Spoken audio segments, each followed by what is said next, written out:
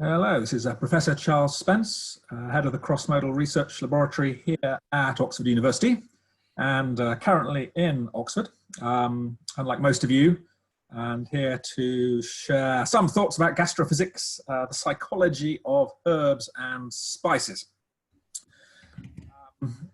And this is a topic, I think, that has long caught the attention of the historians and the anthropologists. For a while, at least, some thought of sugar as a spice, hence Sidney Mintz's book here. We also have Wolfgang Shrivelbusch's Tastes of Paradise, A Social History of Spices, a long history of interest then from some disciplines, history, anthropology, but also from novelists and writers.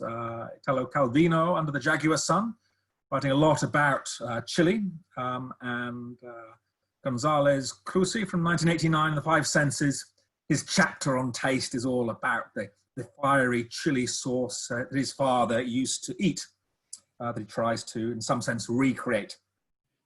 But while the historians, the anthropologists, the novelists, and the writers have long been interested in herbs and spices, there's a sense, I think, in which the food scientists, the food psychologists, have kind of ignored this aspect of our cuisine, of our food culture, be it from the title of Samin Nosrat's Salt, Fat, Acid and Heat, nothing about herbs and spices there, through to Paul Breslin's sort of excellent kind of evolutionary perspective on food and human taste from Current Biology magazine from 2013, that again talks all about why we can decode, are sensitive to the tastes and flavors that we are, but makes pretty much no mention of herbs and spices, as if perhaps they are unimportant. And I myself, I guess, too, have also neglected herbs and spices when looking back over kind of my research. Here, the last three books from The Perfect Meal from 2014 with Bettina Piqueras-Fisman, the more industry-focused multisensory flavor perception from 2016, again with Bettina, through to 2017's Gastrophysics, all about what makes food taste the way it does, why do we like what we like, but really very little mention of herbs and spices. So that said, in the last couple of years, my interest has kind of started to range out and to ask some of the questions about our perception of and our response to herbs and spices that in previous years I've looked at in the context of basic tastes and various flavors in food. At the start, one might think just of color. I think there's a lot of interest there in the distinctively different colors that are associated with and given by various herbs and spices, both currently, but also in kind of a long tradition in cooking back to medieval times and before, of using herbs and spices to add some visual interest to a dish. Mapped onto current research showing that if I color the salsa redder, you will probably rate it as tasting spicier, kind of cross-modal correspondence between taste and color. Through work in Taiwan showing that if I serve you some spicy tofu on a red plate, it will taste spicier to you than if I serve it on a plate of another color. So some sort of multisensory interactions here in our experience of herbs and spices, or at least of one spice, namely chili.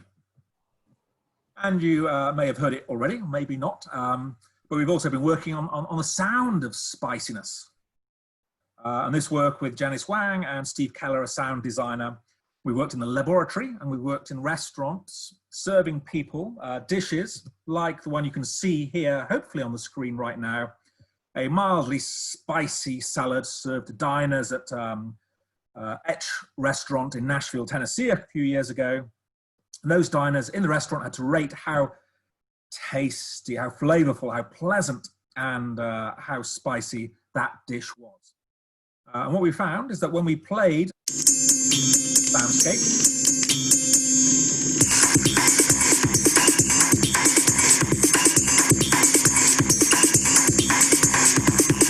in the background, we could make that dish taste significantly spicy. You can see that on the left of the graph here, than those who listen to silence, who listen to white noise, or sweet music instead. So clearly, chili spice at least does have a sound, and we can study it in the lab and then play it back as a kind of version of sonic seasoning.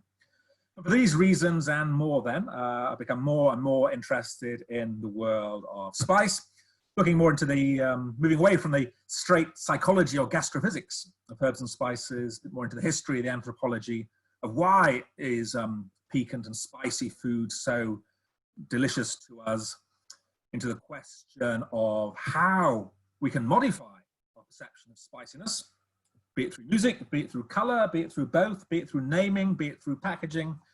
All lots of interesting stuff there, but my sort of sense is that maybe while most of the psychology and gastrophysics on herbs and spices has really just restricted itself to piquancy, to the burn of chili heat, and kind of neglected or ignored the other herbs and spices. And that might not matter, except for the fact that I think our perception of, response to, and history around chilies is in many ways unique in terms of the effects they have upon us, in terms of making us salivate. There aren't so many other herbs and spices that do that. In terms of making us sweat, again, there aren't so many herbs and spices that make us do that. In terms of the oral burn, maybe it's pretty unique, and so on. So maybe we have to be careful about generalizing from what we find, what we learn about chili. It may not necessarily extend to the other spices or herbs.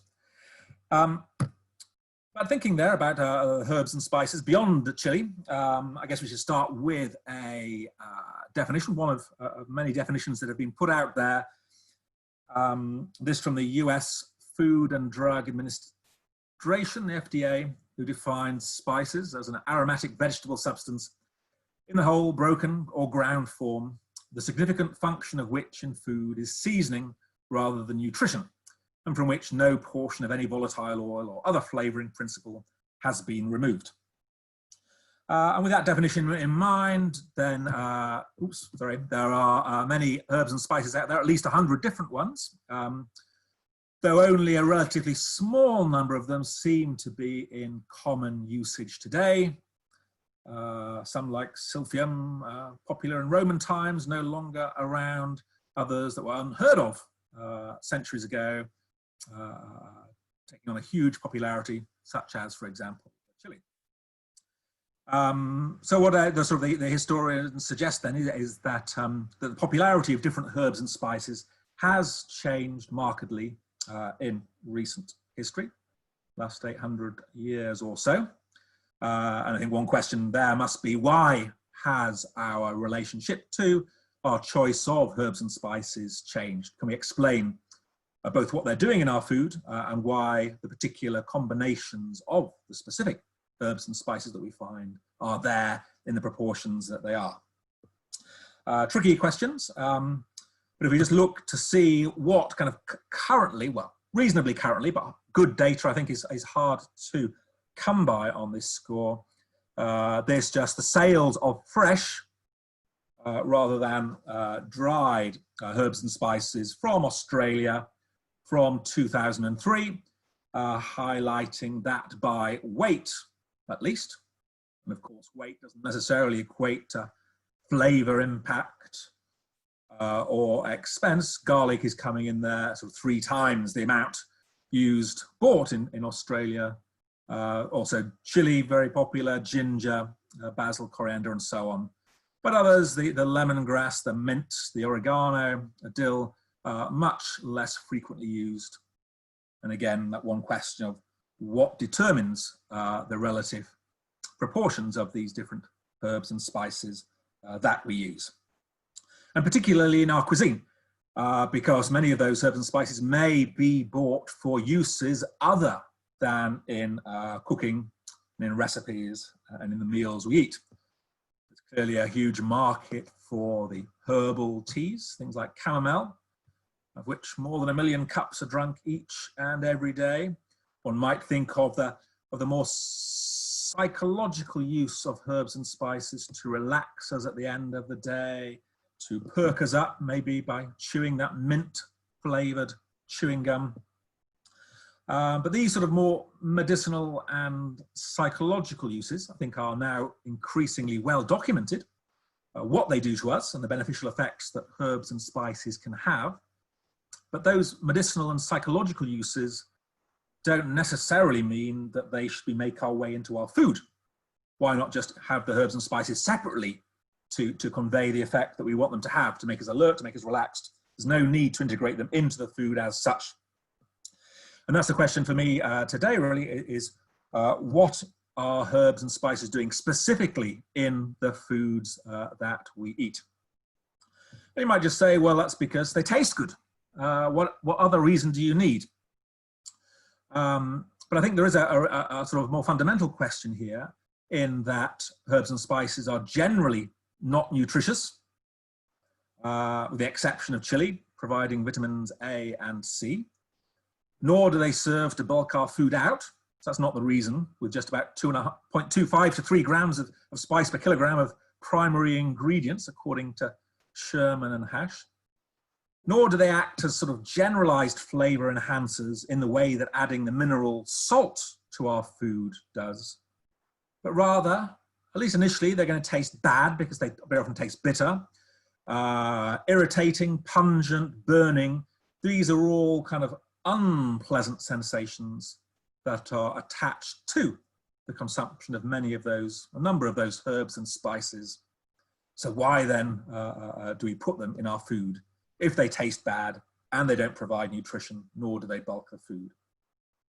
All that, of course, before we get to all the sort of, was it a third of the population out there of the soapy cilantro haters, kind of the genetic differences in our responses to certain herbs and spices, of which cilantro may be the most pronounced, that make it taste really unpleasant to many people. Again, why is it there in our food? The sort of response that newborns may give to herbs and spices may be kind of shown by the baby we see at the bottom of the screen here, kind of disgust on the left, and the baby on the right, biting into a lemon and really not convinced about the experience. And again, lemon, not in my definition, but in some definitions, accounts as a spice, lemon juice in particular. And that question, what are they doing there? What are herbs and spices doing in our cuisine specifically, is one that goes back, of course, a very long way, from Pliny the Elder, once asking about the pepper that was very popular in the Roman era. Who was the first to try it with food? Who was so anxious to develop an appetite that hunger did not suffice? Pepper, he continues, is neither sweet nor beautiful, merely pungent. So again, what is it doing there? And why have the food scientists and the gastrophysicists thought so little of it?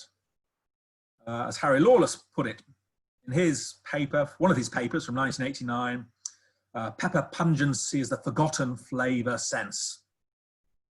The whole area of chemesthesis not really given the same weight as our response to basic tastes or aromas and flavors.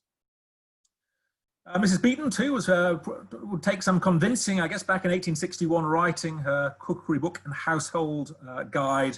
We can see down at the bottom here, writing about garlic, that the smell of this plant in general is considered offensive. And it's the most acrimonious, odious in its taste of the whole of the Alliaceous tribe. In 1548, it was introduced, blah, blah, blah. But really, it's unpleasant. So what is it doing in our food? I guess part of the answer about why herbs and spices are unpleasant to us is that they contain a variety of phytochemicals, secondary plant compounds that are there specifically to prevent predation. They are there specifically to taste bad, to give rise to irritation orally, to pungency, to the electric tingle of Szechuan peppercorns, the bitterness to pain of a high Scoville chili. All of these one would think, undesirable sensations and yet incorporated into our food. And we were not born liking any of these sensations, I would hazard a guess, and nor are we likely to have experienced them much either in utero or in early development, given their teratogenic properties, at least when concentrated. So, again, how can we learn to like herbs and spices, and then what governs which ones we end up using and liking in our cuisine? And to answer that question, the why question, I think there are a couple of sort of approaches. One ultimate, one proximal.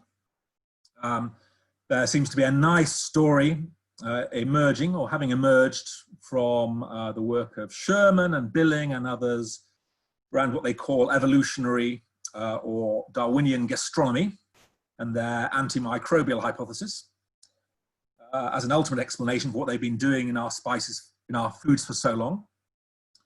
Then, of course, we also need a proximal explanation for why we choose at any moment in time or over history to add them to our food. Is it because they taste good? And if so, how? Is it just to make them foods look good?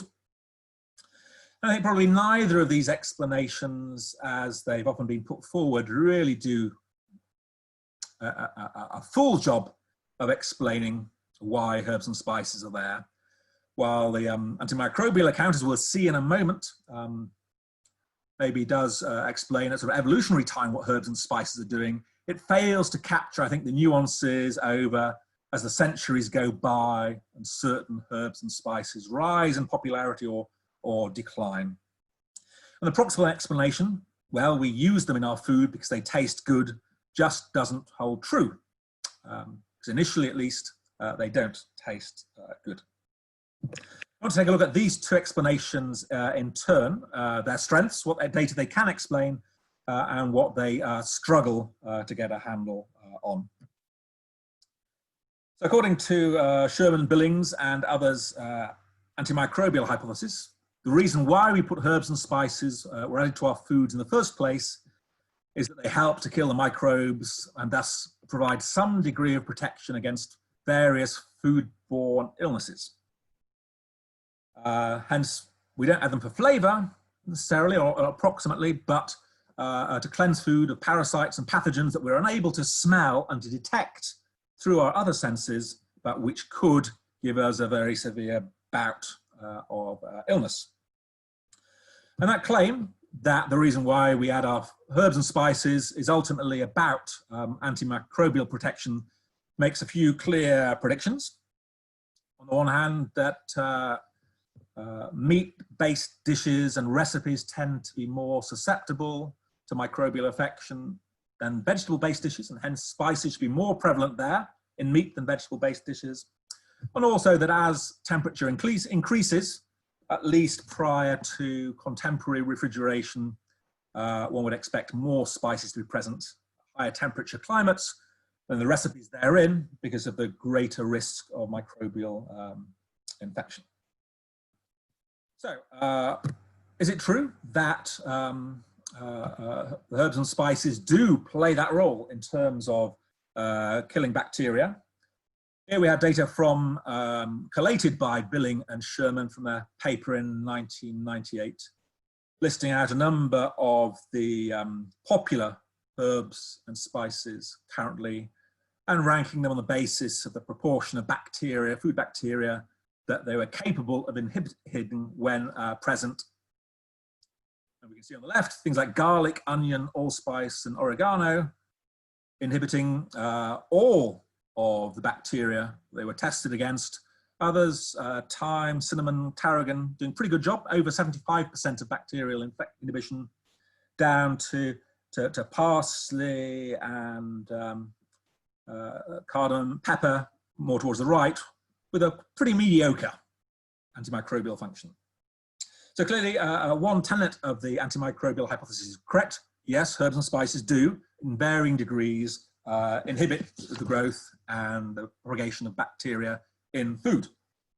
That might explain why they're added to the meal while cooking. And similarly, it might also help to explain when thinking about food preservation, that they would be added.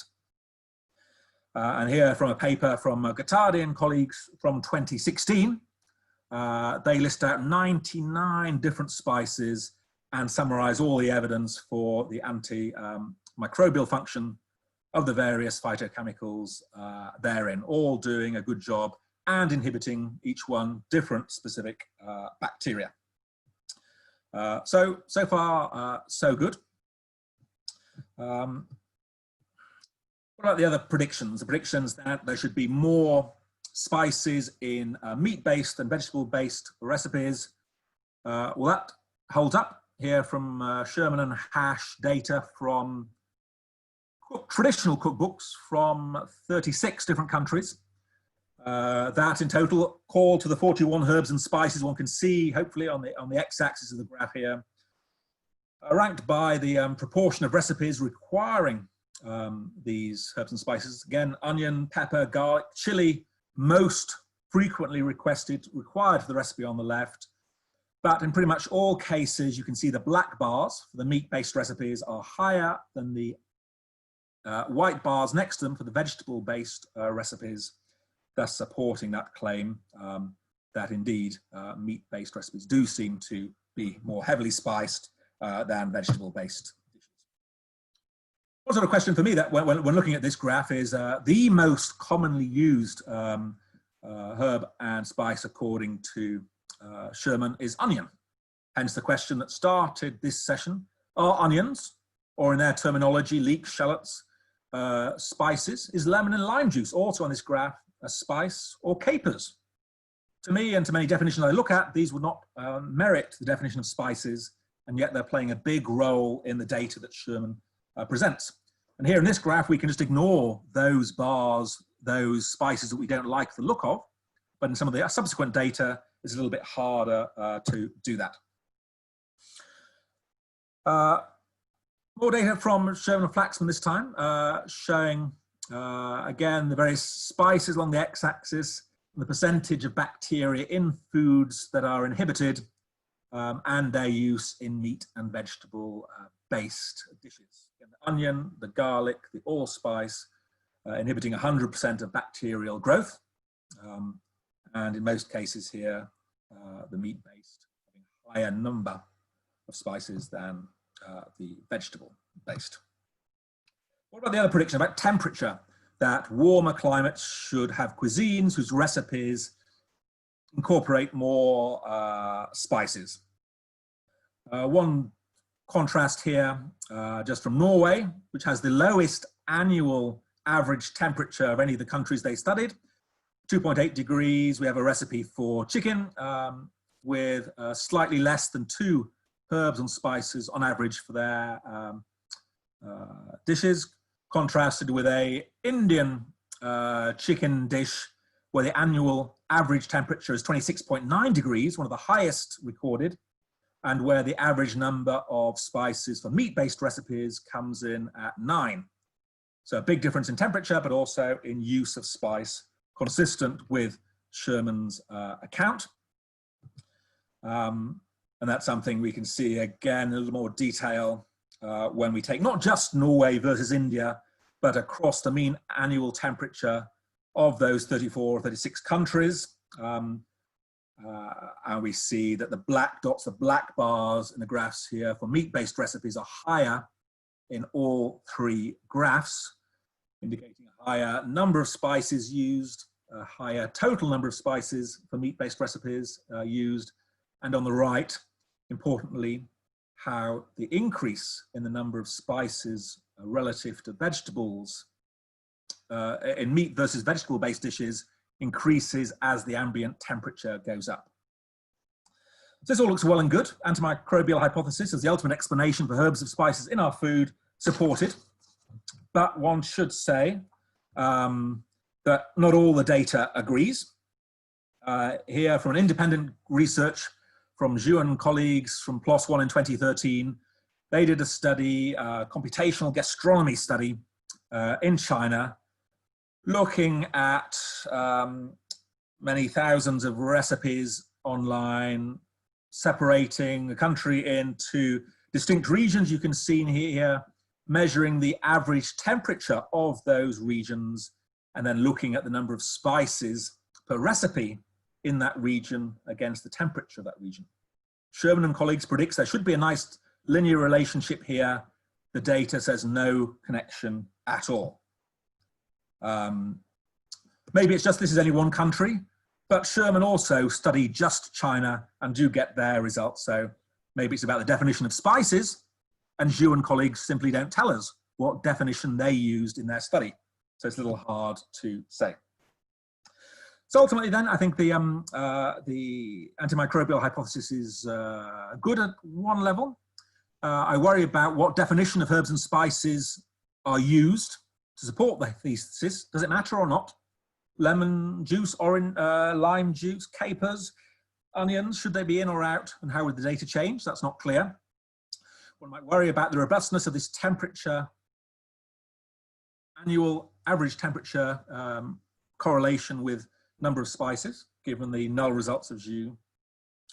One might also, when pushing the theory, say, wouldn't you expect that the antimicrobial account was everything, that allspice, the alliums, the onion, and the oregano, which were the most effective antimicrobial spices out there, shouldn't they be used more often, all the time in recipes? And we just get rid of the less effective ones. Why is it that pepper has been perhaps the most popular dried spice, or of all spices, for centuries? Lemon and lime juice too, if their antimicrobial powers are not so good as the other spices. Maybe it's something to do with synergistic effects, that pepper allows the other spices to work more effectively. Who knows? It also explains maybe why some spices and herbs like parsley and coriander leaf that we tend to add at the end of the meal, and at the end of the preparation of the meal, these are the ones that lose their antimicrobial property with cooking, but not if you add them at the end. All well and good, but ultimately I think the antimicrobial account fails to explain really how many spices we add to our foods and which combination we add, nor why that differs from one country to the next. It fails to explain, I think, really why the popularity of herbs and spices has changed so dramatically over the centuries, with cinnamon and cloves being much more popular in medieval times, pepper always popular, garlic and chili going up, up, up in recent years. Antimicrobial account doesn't really say anything plausible about that, I think. And at the same time, the antimicrobial account, I think, doesn't really help to explain sort of our flavour relation to herbs and spices, what they do in terms of taste and flavour of a dish.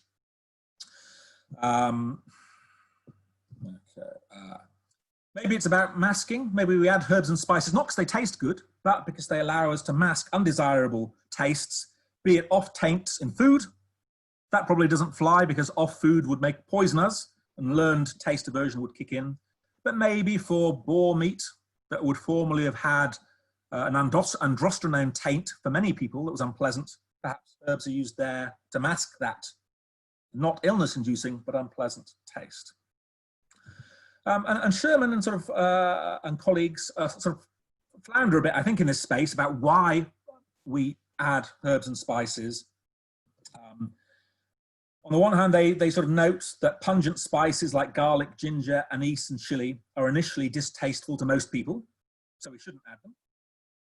But at the same time, in the same year, in a different paper, they sort of say, well, maybe, you know, herbs and spices may have played a role, at least initially, when we first started adding them to our food, because pungent plant materials were appealing. That cinnamon and basil, we just liked it. Or we liked them because of the pleasurable psychological sensations, e.g. the endorphin hit of chilies. So which way do you want it? They do taste good or they don't? I think they fundamentally don't, and we need a different kind of explanation here, and that's probably where the psychology comes in. Of course, there are other suggestions out there about herbs and spices and their role in cuisine, a long history of using them to add colour to food, both in the medieval period and in the current era, perhaps explaining in part why saffron is, you know, the most expensive spice out there, and one that adds perhaps one of the most appealing of colours to a food. One also finds a suggestion that maybe we add herbs and spices because they add complexity to a flavour experience. Here, Francois Chartier writing, suggesting that cloves are used mainly to enhance the taste of desserts, while in most other parts of the world, they serve to render meat's flavour more complex. Sounds plausible. You add more stuff to a recipe, it should deliver a more complex taste experience. But I think things don't quite work that way. The more spices you add to a curry don't necessarily give you a more complex tasting experience. If you can individuate what's been added to the curry, some would say you haven't made it very well. These flavors should merge into one taste experience that has low perceived complexity, but high chemical complexity. So I think this whole area of complexity, it might be the answer, but it's not as easy as making a one-to-one mapping between physical complexity and perceived complexity. They just do not line up, and we don't know how to predict or explain perceived complexity in a dish. Then again, maybe we added them initially just to relieve boredom. The same food eaten again and again and again, and that was a suggestion of Martinez, that maybe the early cultivation, at least of chili, would sort of help to enliven an otherwise extremely tedious maize-based diet of just corn, beans, and what else? Well, add some chili, and it makes things a little bit more exciting at least. So thinking about their role then in kind of repeated consumption, which is different from their role in complexity, their role in colour, and so on. And the final account here maybe we have to have is one based on flavour pairing. The suggestion that the reason why we add the herbs and spices we do to the recipes that we do, and add different spices to different dishes, is because certain herbs and spices will share important, perceptible, volatile aromas with the food that they are added to, and hence they will harmonize in some way.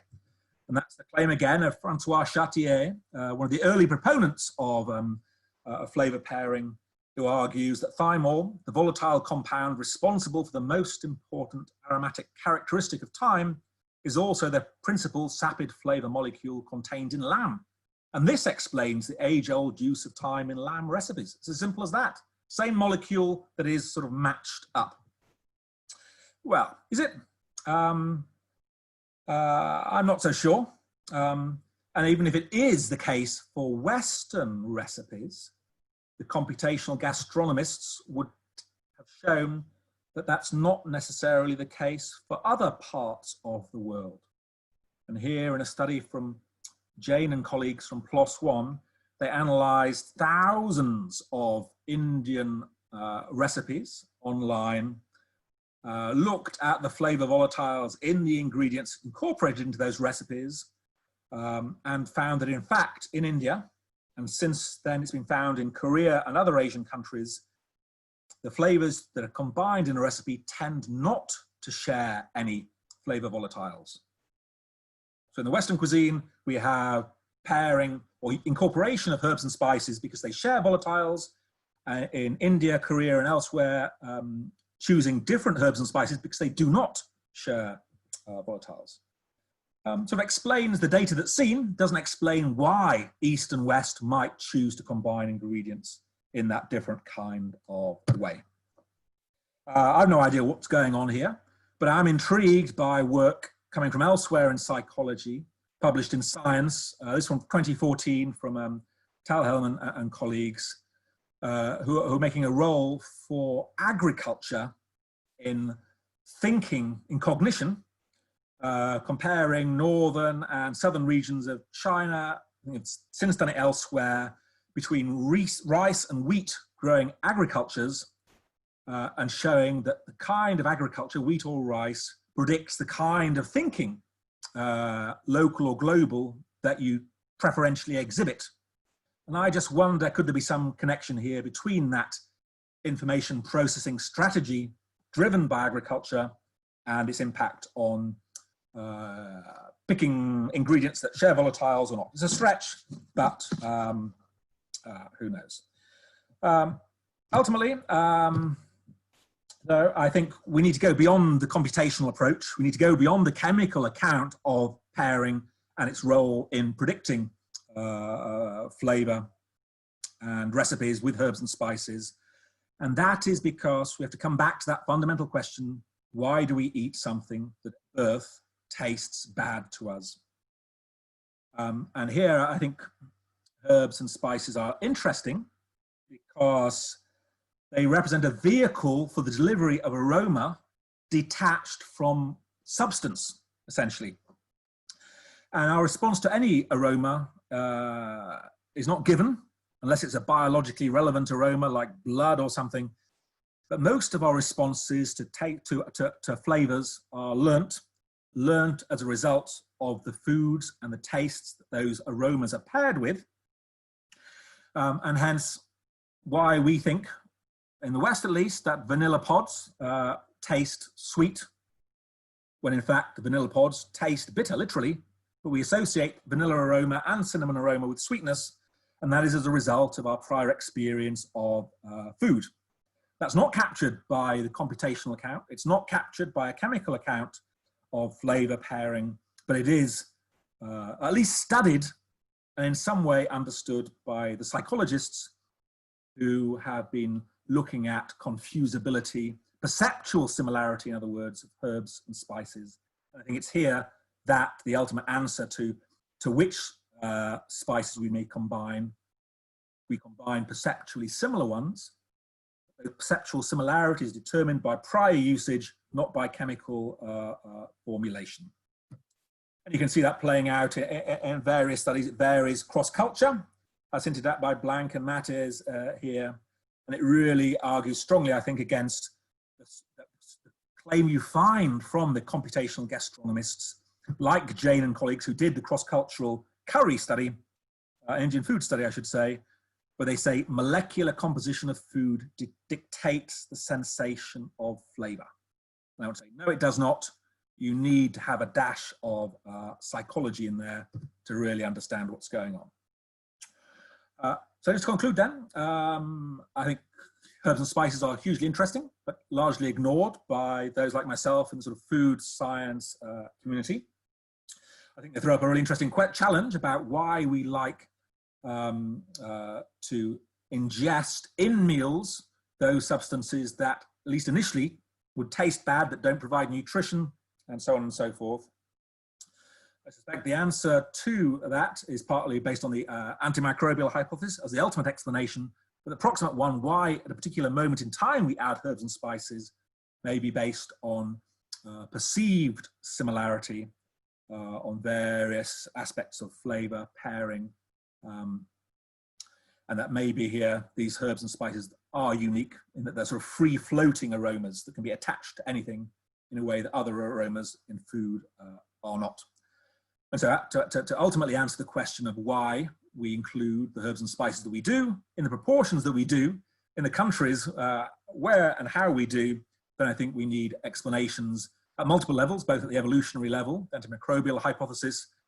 Computational gastronomy clearly has a part to play in unpicking different patterns of herb and spice use by country, but as well, I think we need sort of a historical analysis to pick up on those trends in recent centuries and the psychology and gastrophysics to understand what tastes similar to us, which combinations we like and why. Thank you.